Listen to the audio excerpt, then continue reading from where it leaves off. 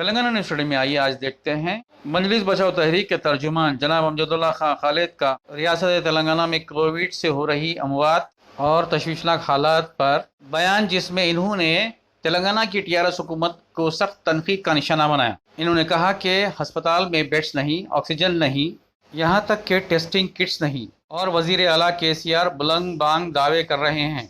इन्होंने अपोजिशन और दीगर सियासी कायदीन को भी तनकीद का निशाना बनाया। इन्होंने मुतालबा किया कि तेलंगाना स्टेट वक्फ बोर्ड हज हाउस बिल्डिंग में कोविड सेंटर कायम करे, जहां पर 600 बेड की कैपेसिटी मौजूद है, और हुकूमत से मुतालबा किया कि वो सिर्फ बुलंद बांग दावे ना करें बल्कि काम करके दिखाएं। सरकारी दवाखानों में बेड्स, ऑक्सीजन और टेस्टिंग किट्स फराहम करें।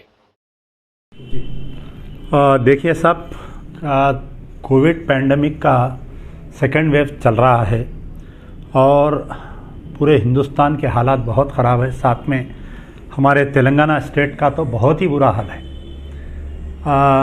अब इसमें बात यह है कि जो वाक़यात पेश आ रहे हैं दिल्ली में या दूसरे स्टेट्स में, उसको मीडिया ज़्यादा हाईलाइट कर रहा है, लेकिन तेलंगाना में जो मौत हो रहे हैं, जो लोग मर रहे हैं, यहाँ के जो अवाम जो परेशान हैं, इसको ना कोई नेशनल मीडिया बता रहा है ना तो कोई लोकल चैनल बता रहा है। इसकी वजह यह है कि यहाँ की हमारी जो रूलिंग पार्टी है, टीआरएस के हमारे जो केसीआर साहब, केटीआर साहब है, ये नेशनल मीडिया को बेहतरीन तरीके से मैनेज करके रखे हुए है।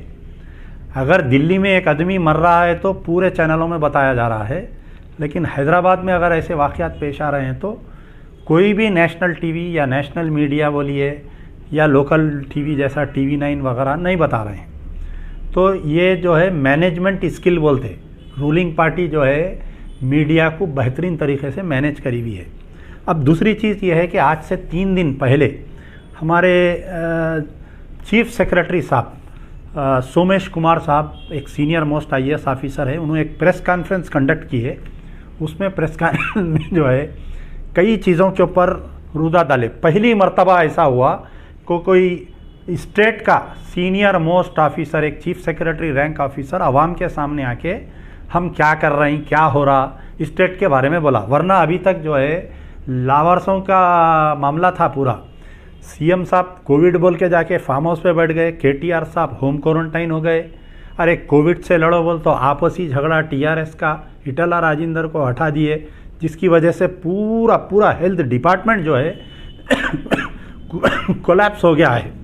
तो अब ये बात है कि चीफ सेक्रेटरी साहब जो है ये बोले कि गवर्नमेंट हॉस्पिटल्स में बहुत जगह है, आप चलिए मैं बताता हूँ। I am openly challenging chief secretary, health secretary, collectors या जो भी टीआरएस के बड़े लीडर हैं उनको मेरा चैलेंज है कि अगर 3 दिन तक मैं एक पेशेंट को लेके फिरूंगा, आप पहले जाइए किंग कोटी हॉस्पिटल में बेड नहीं है, आप वहाँ से गांधी हॉस्पिटल जाइए बेड नहीं है, Telangana institute of medical sciences जाइए वहाँ बेड नहीं है, नीम्स जाइए वहाँ पर बेड नहीं है। उस्मानिया की तो बहुत बुरी हालत है, कोई किसी किस्म के पेशेंट को उस्मानिया में एडमिट नहीं कर रही।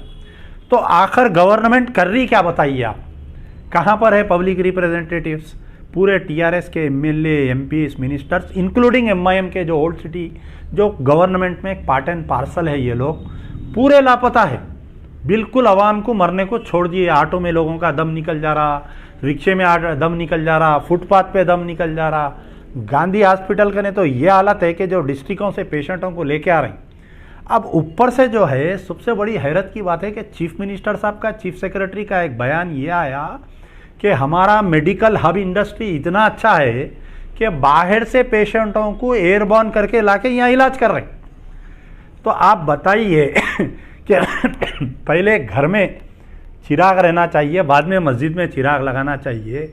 ये तो कारपोरेट धंधा हो गया। ये हुकूमत जो है तेलंगाना की आवाम, तेलंगाना के वोटों से आप सीएम बन के आप बोल रहे हैं कि बाहर से लोग आके इलाज करा रहे हैं, हमारा इलाज अच्छा है। तो बाहर के लोगों को ने पैसे है साहब, 25 लाख 28 लाख जो नॉर्थ इंडिया के बिजनेसमैन हैं वो हेलीकॉप्टर में एयर बस में आ रहे हैं, आके जो है यहाँ पर इलाज करा के जा रहे हैं। वो कोई कामयाबी आपकी नहीं है, वो जो है कारपोरेट हॉस्पिटलों की लूट है। वो आप शर्म रहना। यहाँ एक ऑटो वाले को, यहाँ के एक रिक्शे वाले को आप इलाज नहीं करके बाहर के करोड़पति पेशेंट को लाके आप इलाज करा रहे हैं। आप इसमें हुकूमत की क्या कारस्तानी है बताइए? How can the government take credit for this? इसके ऊपर तो इंक्वायरी करना चाहिए आपके कारपोरेट हॉस्पिटलों की क्या लूट चल रही है। अब आइए, आप कारपोरेट हॉस्पिटलों की लूट जो है, पिछली मर्तबा जब ये वाक़यात ऐसे पैंडेमिक हुआ था, ऐसे ही गवर्नमेंट कारपोरेट हॉस्पिटलों की लूट चल रही थी, तो हम लोग जो है हाई कोर्ट से अप्रोच हुए थे। High court gave a very clear cut direction. पहले तो हाई कोर्ट में एक एफिडेविट ला के principal secretary health and chief secretary ये डाले के कारपोरेट हॉस्पिटल्स हमारे कंट्रोल में नहीं है, सेंटर के कंट्रोल में आते बोल के। फिर सेंट्रल गवर्नमेंट ला के हाई कोर्ट में एक पिटीशन डाली कि हम जो है सारे इख्तियारात स्टेट गवर्नमेंट को दे दिए। आप बताइए कौन से हॉस्पिटल के खिलाफ में एक्शन हुआ? मैं चैलेंज कर रहा हूँ टीआरएस की पूरी लीडरशिप को, सीएम केसीआर साहब को, केटीआर साहब को, जितने महमूद अली साहब को, असदुद्दीन, अकबरुद्दीन, पूरे एमआईएम को, पूरी टीआरएस को मैं चैलेंज कर रहा हूँ कि कौन से कारपोरेट हॉस्पिटल के खिलाफ में गवर्नमेंट केस बुक करी एज पर the guidelines of the high court of Telangana. Last time भी नहीं करे, ये टाइम भी नहीं करे। कल रात की बात सुनिए आप, प्रतिमा हॉस्पिटल एक तालाब कट्टे की एक लेडी को एडमिट करे, 5 दिन के अंदर 7 लाख रुपए बिल बना दिए। पेशेंट को 3 दिन से अटेंडरों से नहीं मिलने दे रही, पैसे बनो लेके जाओ। तो अब आप बताइए कि जितने कारपोरेट्स की वजह यह है कि जितने कारपोरेट हॉस्पिटल्स है, चाहे आप प्रिंसेस एसरा हॉस्पिटल का नाम लीजिए, चाहे आप यशोदा का नाम लीजिए, चाहे आप अपोलो हॉस्पिटल का नाम लीजिए, कोई भी हॉस्पिटल का नाम, कहीं ना कहीं ये हॉस्पिटल्स के मालिक जो है या तो मिनिस्टर है, या तो एमएलए है, या तो मेंबर ऑफ पार्लियामेंट है, या रूलिंग पार्टी के फैमिली के केसीआर साहब के रिश्तेदार है। तो अब कहाँ से एक्शन होता बताइए आप? कारपोरेट हॉस्पिटल्स की लूट के ऊपर हुकूमत बिल्कुल नाकामयाब, बिल्कुल अनजान। जाओ लूट लो, मारो, जो करना है मारो, बीमार की बिस्तर पे मारो। जो महावेरा है पुराने शहर का, वो आज रूबे अमल आ रहा है यहाँ पर। तो पहले ही बात ये हो गई कि आपको ऑक्सीजन नहीं मिल रहा। आप एक ऑक्सीजन सिलेंडर 5,000 से 25,000 रुपए तक ब्लैक हो रहा। असदुद्दीन ओवैसी साहब मोदी मोदी मोदी कर रही, योगी योगी कर रही। अरे मेरे भाई, हैदराबाद के एमपी है, हैदराबाद की आवाम आपको वोट देकर बनाई। आप जो है ऑक्सीजन ऑक्सीजन ऑक्सीजन करो। आप केसीआर का गिरेबान पकड़ो, आप जाके केटीआर का गिरेबान पकड़ो। आप मोदी मोदी यौमुल कुरान में योगी योगी। ये क्या है? एक बेहतरीन शख्सियत, एक सियासतदान जो होता, माइंड डाइवर्शन टैक्टिक्स बोलते। आदमी को असल मुद्दों से भुला दो, हिंदू मुसलमान कर दो, योगी मोदी कर दो। तो असदुद्दीन ओवैसी साहब कामयाब हो गए। पुराने शहर के कितने लोग परेशान हैं मेरे भाई? क्या अल्लाह के ने जवाब देंगे आप लोग बताइए? 17,000 करोड़ की जमात है आपकी। आप एक ऑक्सीजन सिलेंडर्स का एक अब यूनिट नहीं फॉर्म करे। आप जाओ देखो, सविता इंदिरा रेड्डी बेचारे जमाते इस्लामी वाले करे, वो सविता इंदिरा रेड्डी का नाम आ गया, उन्हें करी बोल के एमएलए को इनाग्रेशन कराए। आप जाके अमानतुल्ला देखिए, 600 बेडेड टेम्पररी बना दिए। मेरे को अच्छा याद है, आज से कुछ दिन पहले एक साहब कोई फ़ोन करे थे असदुद्दीन ओवैसी साहब को, दिलसुख नगर के आगे कुत्तापेट पे कहीं वक्फ प्रॉपर्टी है साहब, आप हमारे को दिलाओ, हम एक जो है बड़ा सेंटर कायम करते। बोले तो उनकी हिलाजत कहाँ फेंकते, उनका कचरा कहाँ फेंकते बोल के उनको डरा दिए। ऑक्सीजन सिलेंडरों की सप्लाई हो रही थी, लास्ट टाइम हमारे कमिश्नर ऑफ पुलिस आके ये ऑक्सीजन सिलेंडर सप्लाई करने वालों को डरा दिए। तो अब आखिर बोलिए, आपके गवर्नमेंट हॉस्पिटल में बेड नहीं मिल रहा, पहली चीज़। गवर्नमेंट हॉस्पिटल्स के यानी दूसरी तरफ प्राइवेट हॉस्पिटल्स का लूट हो रहा। पेशेंट्स को घर में रख के इलाज करेंगे बोले तो ऑक्सीजन सिलेंडर नहीं है। अरे 25-25 हज़ार रुपये में लोग खरीद रहे हैं ऑक्सीजन सिलेंडर। ना तो असदुद्दीन ओवैसी साहब इसके ऊपर कुछ बोल रही, ना तो हैदराबाद पुलिस कमिश्नर कुछ बोल रही, ना तो केसीआर साहब कुछ बोल रही, ना तो केटीआर साहब कुछ बोल रही, ना तो अकबरुद्दीन ओवैसी साहब कुछ बोल रही। आप बताइए, आवाम को छोड़ दिए, जाओ मर जाओ, देखेंगे फिर ज़िंदगी बाकी रही तो फिर अगले रमज़ान में मिलेंगे, फिर इलेक्शन में मिलेंगे। हैरत की बात है, कल असदुद्दीन ओवैसी साहब बयान दे रही कि अब के जो है ईद की नमाज होती कि नहीं होती कि मैं होम मिनिस्टर साहब से मैं, अरे 2 दिन पहले आप जाके जलसा करें ना, 10,000 आदमी को जमा करके जलसा करे। ईदगाह ग्राउंड में जलसा हुआ। आप जाके वरंगल में आपके कहीं कैंडिडेट लड़ लेते, खम्मम में, और आपके कहीं 3-4 जगह जो बाई इलेक्शन, अब ये जो म्यूनसिपल कॉरपोरेशन के इलेक्शंस हुए उसमें खुद असदुद्दीन ओवैसी साहब 10,000 आदमी की मीटिंग करके आए। आप बोल रहे हैं ईद की नमाज होती कि नहीं की, गले मत मिलो। अरे तमाम पाबंदियां, तमाम एहतियात हमारे कने आ गए। इलेक्शन होएगा, रैलियां निकलेंगे, कोविड नहीं होगा, पूजा पाठ होगा, जुलूसा निकलेंगे, कोविड नहीं आएगा, जुम्मा नमाज को कोविड आ जा रहा, तरावियों को कोविड आ जा रहा, ईद की नमाज को कोविड आ जा रहा। तो ये क्या साजिश चल रही? ये साजिश के ऊपर जो है इसकी मुसलमान लम्हे फिक्र है, आज सोचना चाहिए। हाई कोर्ट का बहाना बना रही कि नहीं हाई कोर्ट के रेस्ट्रिक्शंस है।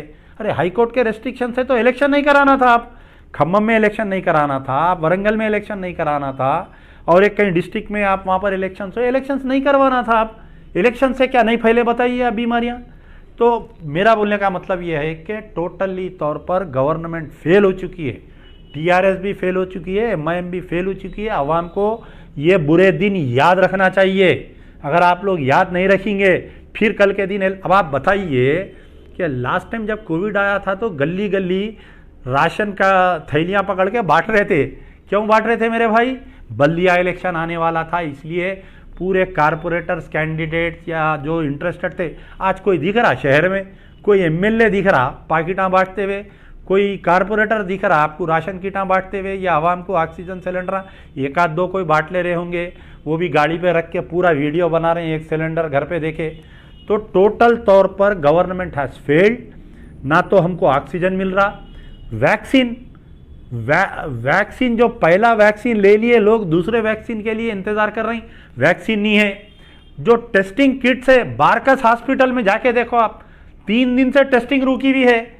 डबीरपुरा टीबी हॉस्पिटल का नहीं जाके देखो, उन्हें बोल रहा आप 2 किस्म का जो टेस्ट होता है, एक आधे घंटे का रैपिड टेस्ट, एक आरटीपीसीआर किसी को भी 5 किट दे रहे हैं, कहते उसको खाली 50 आदमी आए तो 5 आदमी को कर रहे हैं, 45 को बोल रहे हैं कल आओ। रोजे में जाके लोग धूप में लाइनों में तैर रहे हैं वहाँ पर टेस्टिंग कराने के लिए। ना तो टेस्टिंग किट्स हो रही, ना तो ऑक्सीजन सिलेंडर मिल रहा, ना तो गवर्नमेंट हॉस्पिटल्स में बेड मिल रहा, कारपोरेट हॉस्पिटल्स की लूट को कोई बोलने वाला नहीं है। तो फिर ये हुकूमत है कई की भाई? ये कई के एमएलए, ये कई के एमपीज, ये मैं हमारे लाड़ बाजार के पूरे व्यापारियों से गुजारिश करूंगा कि ये लोगों को आप कुछ गिफ्ट करो जाके, कि भाई ये आखिर मर रहे अव्वल मर रही, ये तोहफा आपको दे के हम लगा मर जाते बोल के बोलो। तो अब ऐसे ऐसे नौजवान बच्चे मर जा रहे हैं, बड़े अफसोस की बात है। रोज़ाना फेसबुक में फोटोआं देख देख के आंख से आंसू निकल जा रहे हैं मेरे भाई। नौजवान बच्चे रास्ते में सलाम कर रहा, दूसरे दिन मालूम हो रहा कि उसको कोविड हो गया बोल के। आज एक और एक ड्रामा हुआ, आज मालूम आपको क्या ड्रामा हुआ? हज हाउस में वक्फ बोर्ड चेयरमैन सलीम साहब फेकम फाक चेयरमैन क्या करे, पहले ऐलान करे थे कि हम इतना बांटेंगे उतना बांटेंगे, पहले कोविड में नहीं बांटे। माइनॉरिटी वेलफेयर डिपार्टमेंट से जो रमज़ान में जो साड़ियाँ जो पैकेज देते, इन्हों क्या करे 35,000 करोड़ का the richest Waqf board in all over India is Telangana Waqf board. भाड़ मारी क्या बताओ आप तेलंगाना वक्फ बोर्ड को? कई के चेयरमैन है तुम, बताओ आप। अल्लाह का दिया तुम्हारे कने खुद इतनी दौलत है, तिरुपति में जाके तेलुगु देशम में तुम 15 करोड़ रुपए देते, Rajya Sabha seat MLC seat chairmanship लेने के लिए टीआरएस को 15-15 करोड़ फंड देते। वक्फ बोर्ड चेयरमैन की हैसियत से निकल के बांटो ना। एक ऑक्सीजन सिलेंडर हज हाउस की बिल्डिंग खाली पड़ी हुई है, एक 500 पलंग डालो ला के उसके अंदर, डॉक्टरों को हायर करो, मेडिकल इंडस्ट्री को पूरी हायर करो, नहीं होता। चेयरमैन साहब खाली फेकम फाक बुला लिए होम मिनिस्टर को, ये 2 एमएलए को बुला लिए कारवान के, और उनके हम 2,500 पैकेट बांटे। 6 ऑटो का खाली 6 ऑटो में 2,500 पैकेट जाते। बोलो आप, बताओ आप कई के वक्फ बोर्ड चेयरमैन है साहब? आप किधर जा रही दुनिया बताइए आप? कब तक अल्लाह को झूठ बोल रही? रोज़ा रह के नमाज पढ़ते, सर पे टोपी है सबके, पूरे झूठ बोल रही। महमूद अली साहब बोल रहे हैं माइनॉरिटी वेलफेयर डिपार्टमेंट, वक्फ बोर्ड वाले बोल रहे हैं हम दे रही, एमआईएम के दोनों एमएलए फेसबुक पे पोस्टां डाल लिए हम दे रही बोल के। तो गरीब का मजाक उड़ा रही, 4 थैलियाँ दे के। वक्फ बोर्ड को भाड़ नहीं मारी। आई डिमांड, मेरा मुतालबा है कि हज हाउस की पूरी बिल्डिंग को इमीडिएट कोविड ऑक्सीजन सेंटर में तब्दील करो। जैसा हज कमेटी हज का सीज़न में मसीउल्लाह, काबिल मुबारकबाद है मसीउल्लाह हज कमेटी के चेयरमैन, जो हज कमेटी के हज के दौरान जो इंतजाम करते ना, वैसा पूरी बिल्डिंग को कवर करो। पूरी बिल्डिंग के अंदर 600 बेड आते कम से कम, डेली 600 आदमी को आप ऑक्सीजन दे सकते। बाजू के शादी खाने लियो, अरे मर्द के जन्म में पैदा है तो मर्द का काम करो। ये क्या खाली बैठ के झंडियां हिला रहे हैं ऑटोओं के सामने? खुद को अपने आप को धोखा दे रही, अपने खुदा को धोखा दे रही, अपने अल्लाह को धोखा दे रही। अरे रमजान में, रोजे में झूठ बोल रहे हैं आप लोग। 35,000 करोड़ का वक्फ बोर्ड है, कहाँ जा रहा पैसा बताओ आप? क्यों अवाम को झूठ बोल रहे हैं? कब तक झूठ बोलते? क्या अल्लाह का डर खौफ नहीं है तुम्हारे को? इतना झूठ बोल रहे हैं सब। मेरा मुतालबा है कि वक्फ बोर्ड की बिल्डिंग को इमीडिएट ऑक्सीजन सेंटर में तब्दील करो। सलीम साहब, 4 होटल हैं आपके, अनमोल होटल, दिल दिया ना तुम्हारे को, पूरे होटलों को कोविड सेंटर बनाओ। अल्लाह का दिया बहुत है, क्यों नहीं कर रही? कब तक झूठ बोलते आप बताओ आप? गवर्नमेंट की तो हालत, अरे खाली तारीफ। सीएम को बेचारों को कोविड हुआ तो पूरे अखिलियती कायदीन निकल गए रोड पे। बड़े बड़े उलमा मशाइखीन बीमार पड़े तो कोई दुआ नहीं करा, घर में अम्मा बाबा मर गए तो कोई तस्बीह नहीं लगाया, खत्म कुरान नहीं करा, दरगाह पे चदर नहीं चढ़ाया। केसीआर केटीआर के इतने वफादार हो गए ये लोग, मुसलमान कायदीन हमारे पूरे निकल गए। फोटोआं दूध से धो रही, जाके नामपल्ली दरगाह पे चदर चढ़ा रही, फलाना करते रही, फेसबुक पे फोटोआं डाल ले रहे हैं। अरे किधर जा रही भाई दुनिया? क्या जा रही? किसको धोखा दे रहे हैं बताओ आप? आने वाले हालात लोग याद रखेंगे, ये याद रखेंगे। ये जो कोविड पहला सीजन आया, कोविड दूसरा सीजन, जो मजलिस की नाहेली, जो अनजान मारो पॉलिसी, और जो टीआरएस के कायदीन की ये मरने को जो अवाम को छोड़ दिए ना, आने वाले इलेक्शन में रोड पे आ जाएंगे, याद रख लो। भीख मांगेंगे तो भीख नहीं मिलेंगी तुम लोगों को। मैं फिर मुतालिबा कर रहा हूं, हज हाउस की बिल्डिंग को पूरा ऑक्सीजन सेंटर बनाओ, बाजू की बिल्डिंग को ऑक्सीजन सेंटर बनाओ। 5 शादी खाने हैं, पूरे शादी खाने वालों के मालिक से बात करो। मर्द के जन्म में पैदा है तो मर्द का काम करो। ये जंगों के वैसे बयानात मत दियो। 2,500 पैकेट बांट दिए, 6,000। आज अवाम को अनाज नहीं होना, राशन नहीं होना, ऑक्सीजन होना, आज अवाम को रेमडेसिविर इंजेक्शन होना, आज अवाम को दवा होना है। आज उनके आड़े वक्त पे आओ, मदद करो, कल अल्लाह तुम्हारे गुनाहों को माफ करेगा। यार जिंदा सोबत बाकी।